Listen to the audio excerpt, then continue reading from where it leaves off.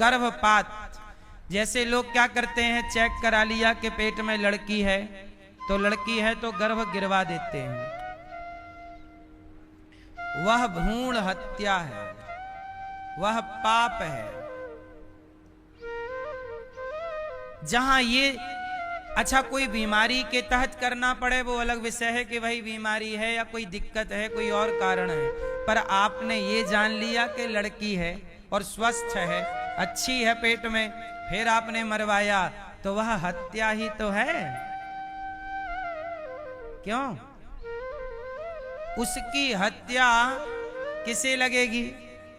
अच्छा ये बताओ, जब पेट की लड़की को या लड़के को जो भी है, अब जैसे कुछ लड़कियां वो मना लेती हैं, क्या बोलते हैं उसको, वैलेंटाइन डे, नहीं क्या मना लेती हैं, वैलेंटाइन डे मनाते मनाते वो गर्भवती हो जाती हैं, और जब गर्भवती होती हैं तो फिर वो कुंवारे में गर्भ रह गया, तो भाई वो डॉक्टर के पास जाके कहती हैं कि भाई गिराओ। तो आपने यह भी तो पाप किया।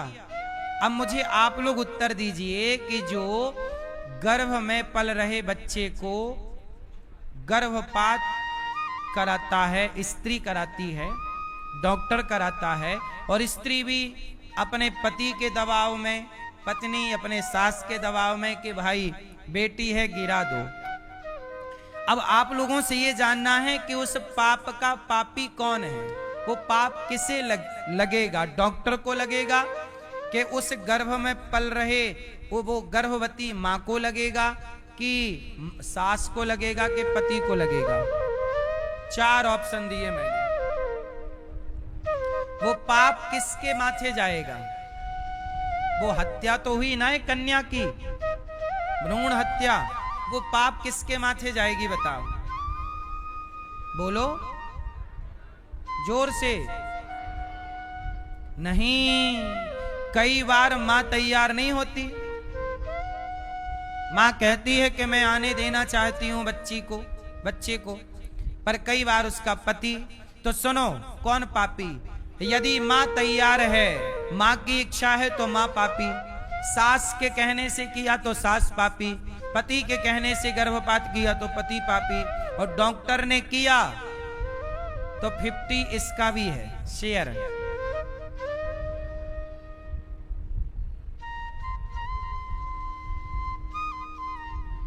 तो ये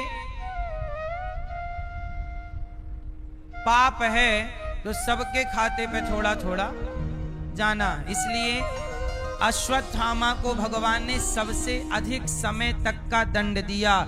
आज भी अश्वत्थामा अमर हैं, आज भी नर्मदा के तट पर, नर्मदा के किनारे आज भी अश्वत्थामा को देखे जाने का कुछ लोग दावा करते हैं। आज भी अश्वत्थामा भटक रहे हैं, और भटक ही रहे तो कभी भारत के पूर्व में, कभी पश्चिम में, पूरा भारत घूम रहे हैं। कहीं जंगल में मिल जाए, कहीं मिल जाए, तो आज भी अश्वत्थामा है। अमर में अश्वत्थामा भी। अश्वत्थामा बलिर्व्यासो हनुमानश्च विभीषण कृपा परशुरामश्च। ये 7 लोग, मार्कंडेय जी सहित 8 लोग आज भी जीवित हैं। कौन कौन आज भी जीवित हैं? अश्वत्थामा, बलि, पाताल के राजा बलि, जिनके यहां वामन भगवान आए, अश्वत्थामा बलिर्व्यासो अर्थात वेद व्यास जी, अश्वत्थामा बलिर्व्यासो हनुमान जी और विभीषण जी, कृपा मतलब कृपाचार्य, परशुराम जी और मार्कंडेय जी 8वें। ये आज भी क्या हैं? जिंदा हैं, अष्ट चिरंजीवी आज भी जीवित हैं। तो अश्वत्थामा के उस प्रहार से भगवान ने उत्तरा के गर्भ की रक्षा की। अब भगवान जाने लगे द्वारिका के मेरा काम हो गया। तब कुंती बुआ आ गईं और कुंती बुआ ने कहा, क्या कहा? कृष्णाय वासुदेवाय वासुदेवाय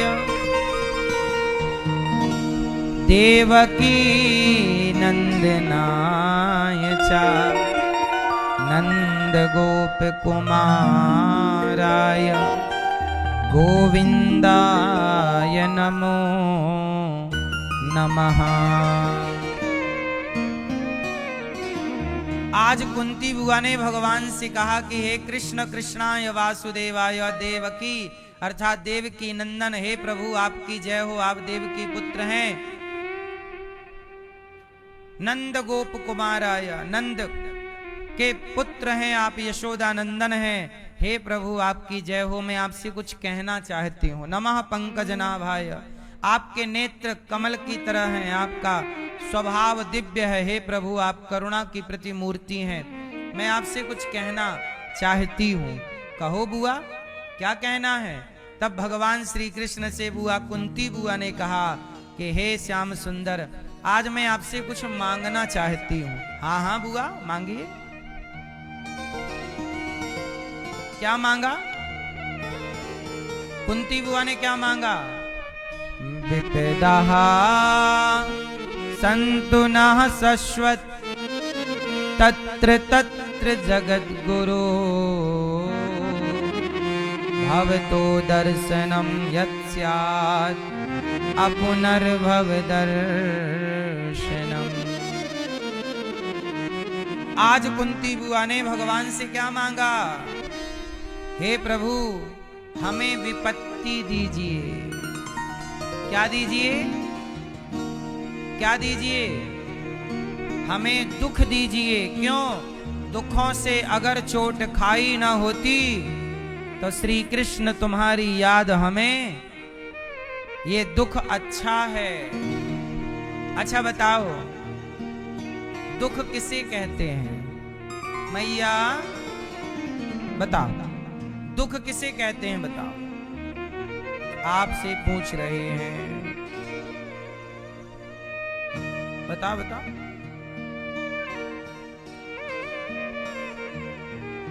पीछे वाली मैया बताओ, दुख किसे कहते हैं? आप बताओ भैया। ठीक है, चश्मा वाली मैया बताएंगी, पीछे वाली सोफे वाली मैया बताओ, सब दुख किसे कहते हैं? मैया क्या बोलती तू? नहीं बोलोगी? नाराज हो क्या मेरी माँ? दुख किसे कहते हैं? ए पीली मैया क्या देख रही?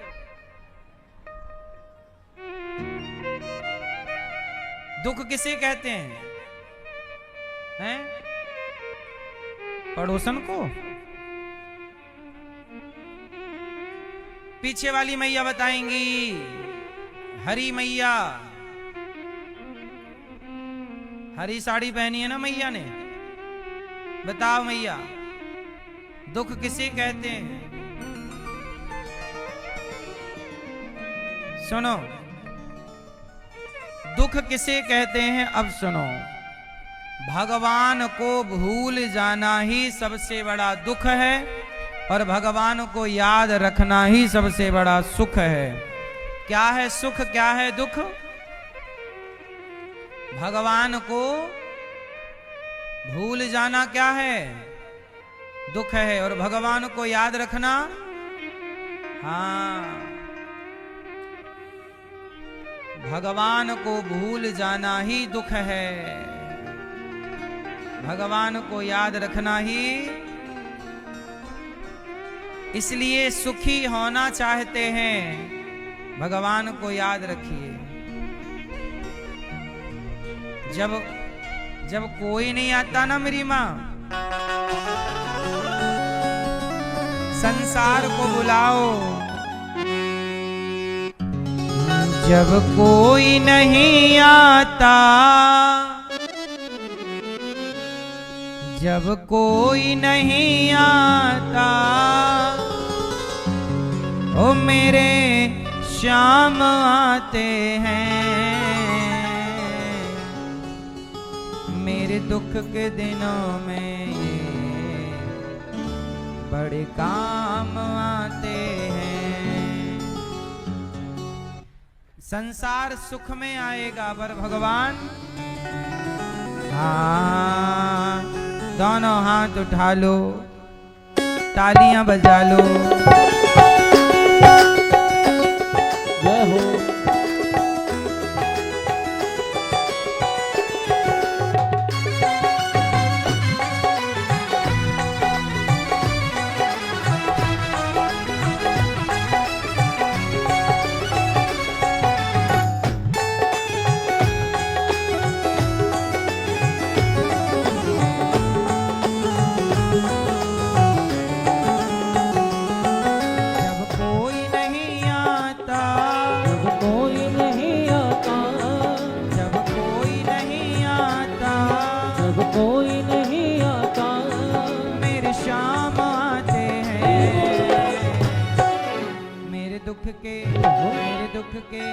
मेरे दुख के दिनों में ये काम आते हैं। मेरे दुख के दिनों में ये बड़े काम आते हैं।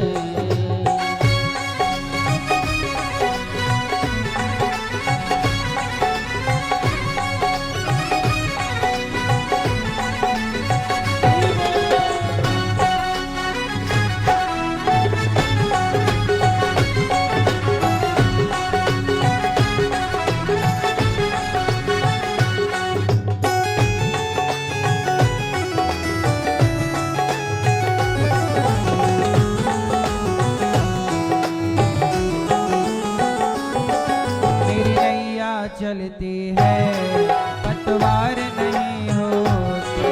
मेरी नैया चलती है पतवार नहीं होती। मेरी नैया चलती है पतवार नहीं होती। मेरी नैया चलती है पतवार नहीं होती। किसी और की अब मुझको दरकार नहीं होती। किसी और की अब मुझको दरकार नहीं होती। मैं डरता नहीं रसते, हमें डरता नहीं रसते। सुनसान आते हैं। मेरे दुख के मेरे दुख के मेरे दुख के दिनों में बड़े काम आते हैं। हमें दुख के दिनों में बड़े काम आते हैं।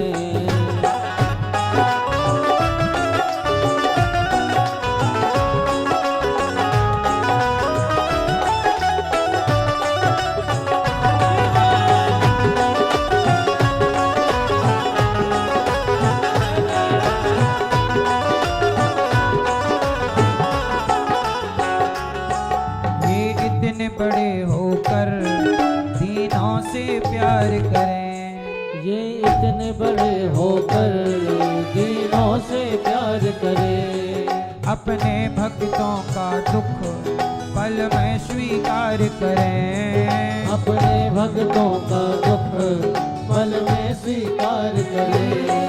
ये बिन बोले सब कुछ, ये बिन बोले सब कुछ पहचान जाते हैं। मेरे दुख के मेरे दुख के मेरे दुख के दिनों में ये बड़े काम आते हैं। मेरे दुख के दिनों में ये बड़े काम आते हैं। जब कोई नहीं आता, जब कोई नहीं आता, जब कोई नहीं आता, जब कोई नहीं आता, मेरे शाम आते हैं। मेरे दुख के मेरे दुख के जय हो। मेरे दुख के दिनों में ये बड़े काम आते हैं। मेरे दुख के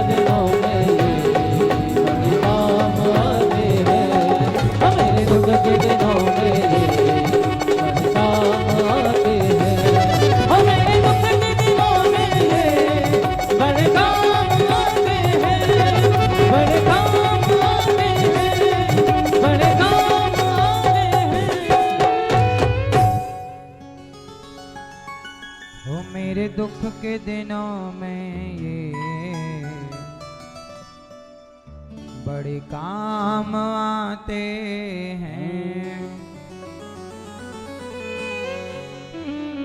तो जब कोई नहीं आता तब कौन आता है? भगवान। भगवान हे कृष्ण तुम बड़े दयालु हो, हे राम तुम बड़े दयालु हो। भगवान कौन है? दयालु। कुंती बुआ बोली प्रभु हमें विपत्ति दीजिए। भगवान बोले बुआ मैं दुख नहीं दे सकता। अच्छा एक बात बताओ आप लोग मुझे कि दुख देता कौन है? कौन दुख देता है? मैया। कौन दुख देता है? आपको दुख कौन देता है? मैया। ए मैया, झोले के अंदर से मोबाइल चला रही है मैया।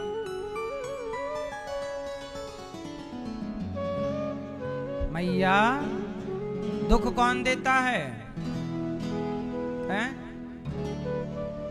कौन देता है दुख? जोर से। कुंती बुआ ने क्या मांगा हमें? भगवान बोले हम दुख नहीं दे सकते, हमने आज तक किसी को दुख दिया ही नहीं। तो जब भगवान ने दुख दिया ही नहीं तो भगवान दुख कैसे दे दें? तो फिर आप लोग सवाल करते हैं कि जो हमारे जीवन में दुख आता है वो कौन देता है? तो सुनो, भगवान कभी किसी को दुख नहीं देते। अच्छा भीष्म पितामह को कितना दुख मिला बताओ? बाणों की सैया पर लेटे, वामन दिन से बाणों की सैया पर लेटे हैं, कितना दुख मिला। कौन दिया दुख पितामह को? जोर से। पितामह को दुख भगवान ने दिया क्या? नहीं। पितामह ने पिछले जन्म में पिछले किसी जन्म में एक सांप को कांटे के ढेर में फेंक दिया, कांटे चुभ गए सांप को, और कांटे चुभने से तड़प तड़प के सांप मर गया। तो कांटों की पीड़ा से सांप मरा, तो वही पितामह को बाणों की पीड़ा से मरना पड़ा। वो कांटों की सैया में सांप लेटा तो पितामह को बाणों की सैया पे।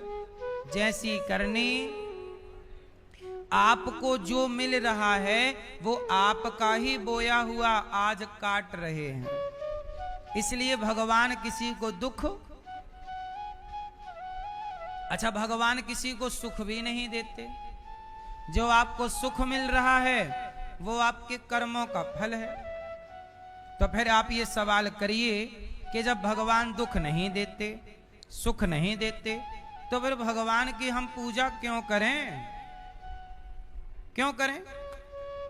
क्या फायदा पूजा करने से? तो सुनो, भगवान की पूजा करने के फायदे क्या हैं वो सुनो। जब सुख दुख भगवान नहीं देते तो भगवान की पूजा क्यों करें? अब सुनो, अजामिल का नाम सुना होगा। अजामिल ने सारी जिंदगी पाप किया। अब पाप किया था तो उसे भोगना पड़ता ना, और पुण्य किया होता तो पुण्य भोगने भी संसार में आना है और पाप भोगने भी। लेकिन अजामिल के मुख से धोखे से नारायण निकल गया। तो भगवान की भक्ति क्यों करें? जो भगवान की भक्ति करता है भगवान उसके पाप पुण्य सुख दुख से उसे उबार कर, और उसे भगवान पापी से पापी को भी जो कर्मों के कारण नरक में जाता तो भगवान उसे उठाकर अपने धाम ले जाते हैं, बचा लेते हैं। इसलिए भगवान की भक्ति करना चाहिए।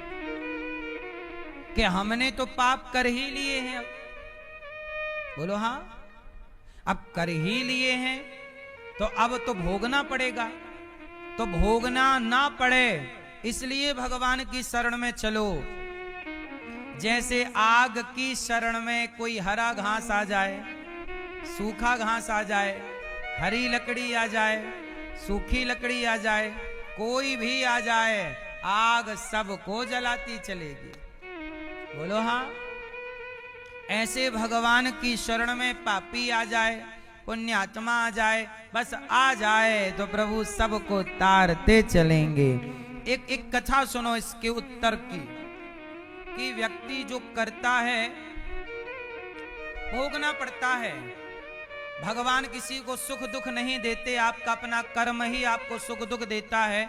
तो भक्ति क्यों करें? भक्ति करेंगे तो कर्म से मुक्त हो जाएंगे, कर्म बंधन ही छूट जाएगा। अब सुनो इसके उदाहरण में एक कथा सुनो। एक गांव में एक रंगनाथ नाम के सेठ जी रहा करते थे। क्या नाम था? रंगनाथ जी नाम के सेठ जी। बड़ा अच्छा काम था, पैसे कमाते। उनका एक नौकर था, सांवला सा, बड़ा दुष्ट था, खूब गलत गलत काम करता। अचानक उसकी तबीयत बिगड़ी और वो अपने घर में उसकी मृत्यु हो गई। सेठ को, रंगनाथ जी को, रंगनाथ सेठ को पता लगा कि मेरा नौकर मर गया। तो उसके परिवार की थोड़ी बहुत मदद सेठ जी ने कर दी। अब वो मर गया और संयोग से ये भक्तमाल की कथा है, सुनिएगा। मरने के बाद जब वो नौकर सेठ जी का यमराज के पास गया तो यमराज जी ने देखा कि भाई तू तो बहुत बड़ा पापी है, तो ऐसा करके हमारी सेना में शामिल हो जा। तो उसे यमदूत बना दिया। बोले तू भोगता भी रहेगा और हमारा काम भी कर। जैसे आप लोग वीआईपी पापी हुए तो यमराज जी आपको अपना काम धाम भी दे देते हैं, जाओ यमदूत तुम बन जाओ। तो यमदूत के साथ आपको रहना पड़ता है। तो यमराज, अब देखो हजारों लोग रोज मरते हैं ना, तो यमराज जी की भी तो सेना बड़ी होगी। एक को भारत भेजा, एक को अमेरिका भेजा, पाकिस्तान भेजा, जापान भेजा, जर्मनी, सब जगह ही तो लोग मर रहे हैं और सबका हिसाब किताब यमराज जी के पास। तो यमराज जी के कार्यकाल भी बड़ा है। और तो उस आदमी को क्या बना दिया? यमदूत बना दिया।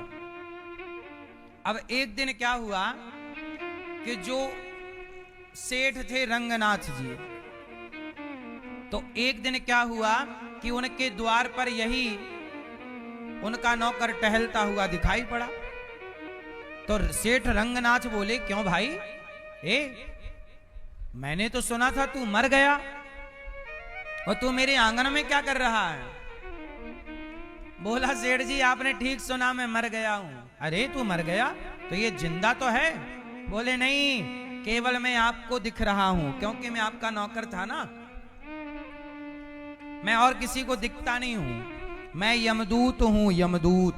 अरे सेठ जी डरे, तो मेरे आंगन में क्या कर रहा है, मुझे लेने आ गया क्या? नहीं मालिक, मैं तो आपका नमक खाया हूं ना, आपने मेरे मरने के बाद मेरे माँ बाप को थोड़ी मदद भी की थी, मैं आपको लेने नहीं आया, लेकिन जो आपके बगल में पड़ोसी है ना, आज मैं उसको लेने आया हूं, आपके पड़ोसी को। अरे बोले, मेरा पड़ोसी तो बड़ा हट्टा कट्टा है, कमाता मस्त है, अभी उसके मरने का टाइम नहीं आया, तू कैसे मार सकता है? बोले, मैं यमदूत हूं, आज मैं उसे मारूंगा। तो सेठ जी बोले, अच्छा तू मजाक कर रहा है? यमदूत बना घूम रहा है, चल काम धाम कर। सेठ जी आपको भरोसा नहीं हुआ? मैं यमदूत हूं, आज आपका पड़ोसी 1:31 पर उसे बैल सींग उसके पेट में घुसाएगा, मैं उस बैल के सींग में जाकर बैठूंगा, और तुम्हें भरोसा ना हो तो देख लेना।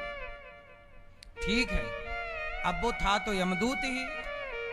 अब वो गया बैलों के पास, समय हुआ 1:31, वो बैल को सहला रहा था, बैल प्यार कर रहा कि तभी अचानक बैल को गुस्सा आया और बैल ने इसको सींग में बैठा। ये देखो, मौत कभी अपने ऊपर बहाना नहीं लेती, किसी ना किसी को बहाना।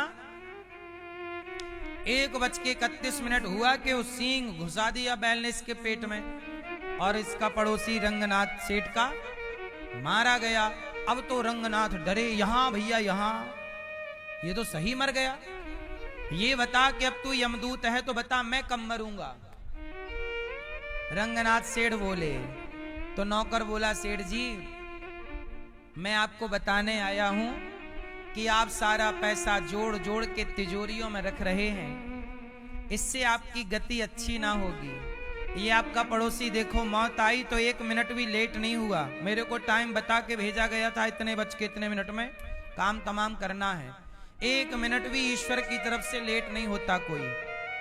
आप कहीं भी जाने में लेट हो जाइए, पर ईश्वर के पास जाने में आप लेट ना होंगे।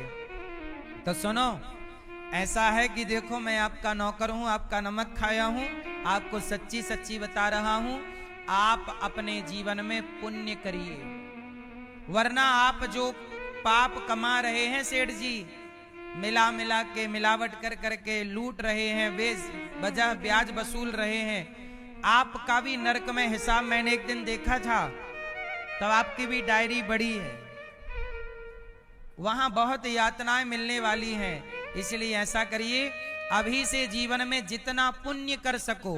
तो सेठ ने कहा कि यमराज के हिसाब से सबसे बड़ा पुण्य क्या है? यमदूत ने कहा कि भूखों को भोजन कराओ, यही यमराज की नजर में सबसे बड़ा पुण्य है। जो किसी को भोजन कराए, किसी की सेवा करे, किसी के होंठों पे मुस्कान लाए, पानी पिलाए, भोजन दे, कपड़े दे, किसी का बेसहारा का सहारा बने, सेवा करे, वही सब